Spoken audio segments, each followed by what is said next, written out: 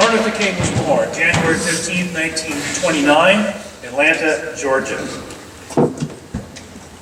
When he was 3 years old, his father was officially installed as the pastor of Ebenezer Baptist Church, and Martin Jr. was baptized a couple of years later.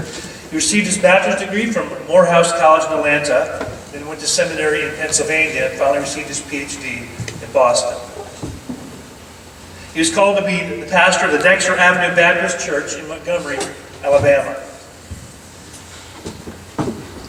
And shortly after he arrived, Rosa Parks was taken off the city bus and arrested because she refused to give up her seat. A meeting was held at one of the black churches in town to try to decide how to respond to this. The crowd was confused, was angry, nobody knew for sure what to do. And after several speakers, somebody said, well, maybe we should hear from our new preacher. And as Mrs. Lonis pointed out yesterday, he was reluctant. He was new to town, he was young. He started off slow and began to work into a rhythm.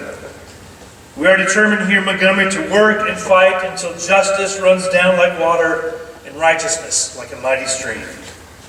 And he reminded the audience of their source of authority.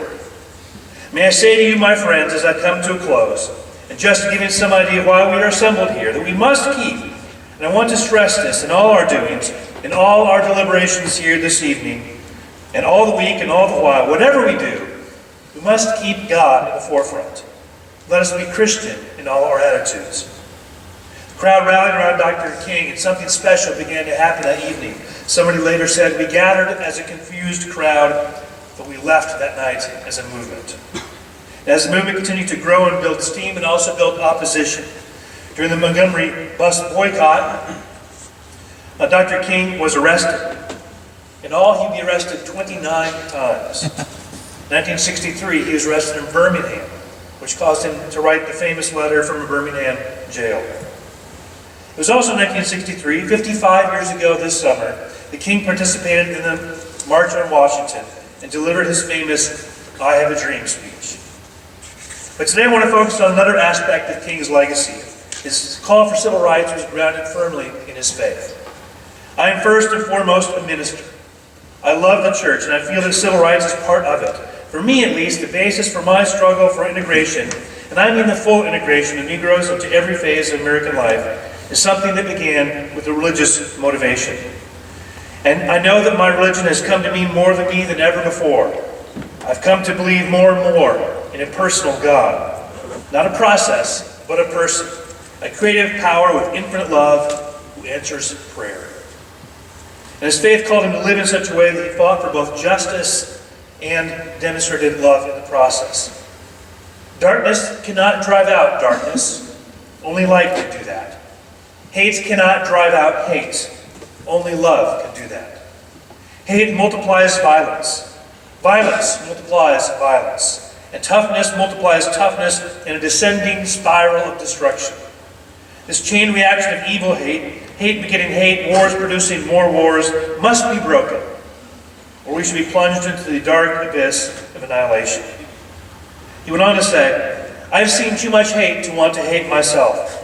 I've seen the hate on the faces of too many sheriffs, too many white citizens councilors, and too many Klansmen of the South to want to hate myself. And every time I see it, I say to myself, hate is too great a burden to bear. Somehow we must be able to stand up to our most bitter opponents and say, we shall be able to match your capacity to inflict suffering, but by our capacity to endure suffering. We will meet your physical force with soul force.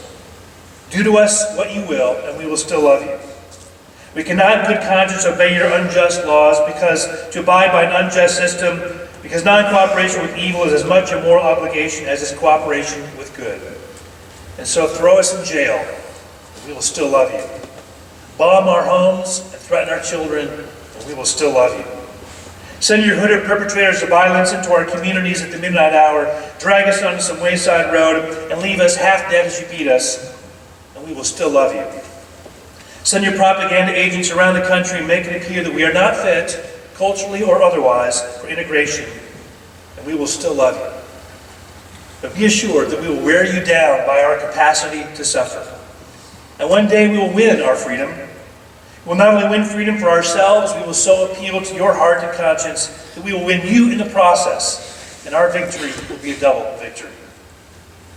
On August 3rd, 1968, King delivered his famous speech where he says, "I've been to the mountaintop," right? We've got some difficult days ahead,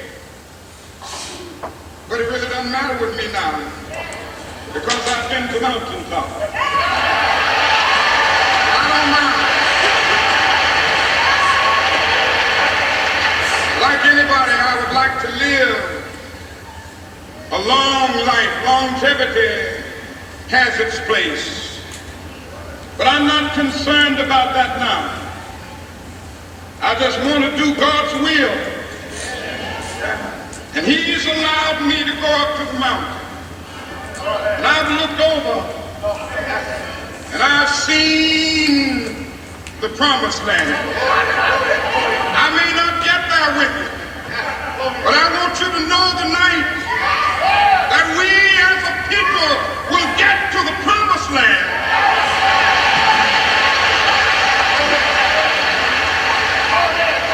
So I'm happy tonight. I'm not worried about anything. I'm not fearing any man. Mine eyes have seen the glory of the coming of the Lord.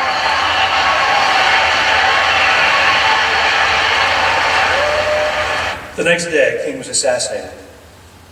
As Mrs. Lonas pointed out yesterday, Martin Luther King Jr. was not a perfect person. We must not pretend that he was. He had his flaws, as we all do. But he's also a man of great courage and conviction, and his call for equality of people was grounded firmly in his belief in God, a God of love, a God of justice. And his people should never stop working, never stop loving, until justice rolls down like water, and righteousness like a never-ending stream. I'd like to close with some other words from Dr. King's last speech that we just saw. He said, "Let us rise up today with a greater readiness. Let us stand with greater determination. And let us move on in these powerful days, these days of challenge to make America what it ought to be. We have an opportunity to make America a better nation." Thank you.